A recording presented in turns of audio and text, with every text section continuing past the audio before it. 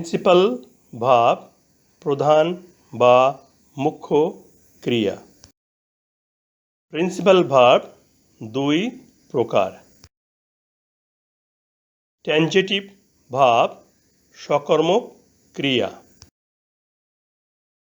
ইনট্যানজেটিভ verb অকর্মক ক্রিয়া। নিচের বাক্যটি ব্যাখ্যা করি। ফায়ার বার্নস,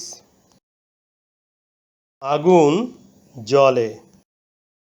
এখানে জ্বলে ক্রিয়াপদ। সাবজেক্ট বস্তুবাচক হলে ক্রিয়াপদকে কি দ্বারা প্রশ্ন করে যে উত্তর পাওয়া যায় তাহাই সাবজেক্ট। কি জ্বলে?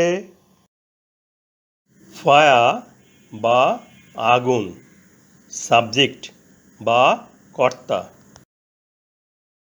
ক্রিয়াপদকে কি দ্বারা প্রশ্ন করে যে উত্তর পাওয়া যায় তাহাই বস্তুবাচক অবজেক্ট। ক্রিয়াপদকে কি দ্বারা প্রশ্ন করে সাবজেক্ট বের করা হয়েছে। বস্তুবাচক অবজেক্ট জানার জন্য প্রশ্ন করি। কি জ্বলে? ফায়ার বা আগুন। সাবজেক্ট নিজেই উত্তর দিচ্ছে। এ প্রশ্নের উত্তর হয় না, অর্থাৎ বস্তুবাচক অবজেক্ট নেই। ক্রিয়াপদকে কাকে দ্বারা প্রশ্ন করে যে উত্তর পাওয়া যায় তাহাই ব্যক্তিবাচক অবজেক্ট।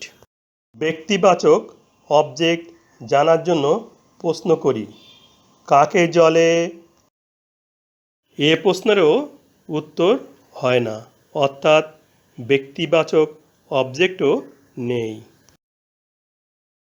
এই দুই প্রশ্নের জন্য বার্নস ভার্বের পরে কোনো শব্দের প্রয়োজন হচ্ছে না,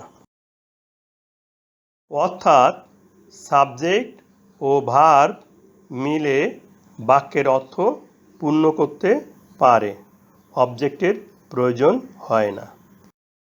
যে ভার্ব সাবজেক্ট ও ভার্ব মিলে বাক্যের অর্থ পূর্ণ করতে পারে, অবজেক্টের প্রয়োজন হয় না, তাকে ইনট্যানজেটিভ ভার্ব বলে।